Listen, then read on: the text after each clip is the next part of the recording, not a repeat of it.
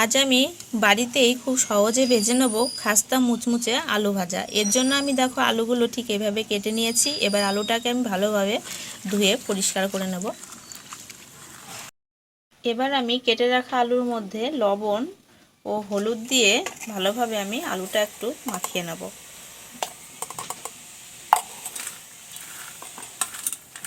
এটা বসিয়ে দিয়েছি। এবার আমি পরিমাণ মতো সাদা তেল দিয়ে দেবো। প্রথমে আমি বাদামটা দিয়ে নাড়াচাড়া করে আমি বাদামটা ভেজে তুলে নেব। বাদামটা হালকা হিটে ভাজতে হবে, খুব একটা বেশি হিটে ভাজতে হবে না। কিছু পরিমাণে লবণ দিয়ে দেবো বাদামটাতে, নাড়াচাড়া করে দেখো এবার আমি তুলে নেব। ঠিক এইভাবে ভেজে নিতে হবে। বাদামটা ভেজে তুলে নিয়েছি। এই তেলে আমি কারি পাতাগুলো দিয়ে ভেজে তুলে নেব।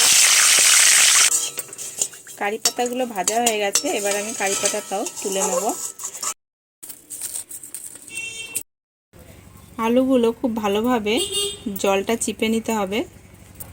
এবার আমি আলুগুলো অল্প অল্প করে তেলে ছেড়ে ভেজে তুলে নেব।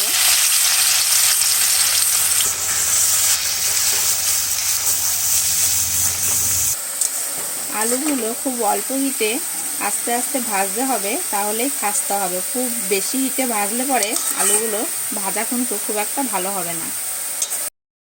দেখো আলুগুলো আমার ভাজা হয়ে গেছে। এবার আমি আলুগুলো তুলে নেব।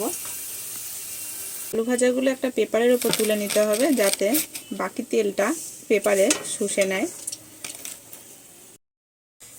বাদ বাকি যে আলুগুলো ছিল সেগুলো আমি একইভাবে ভেজে তুলে নেব।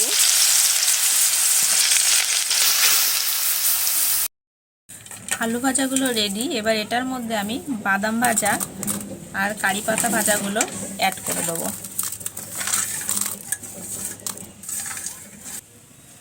এবার আমি ভালোভাবে মিশিয়ে নেব।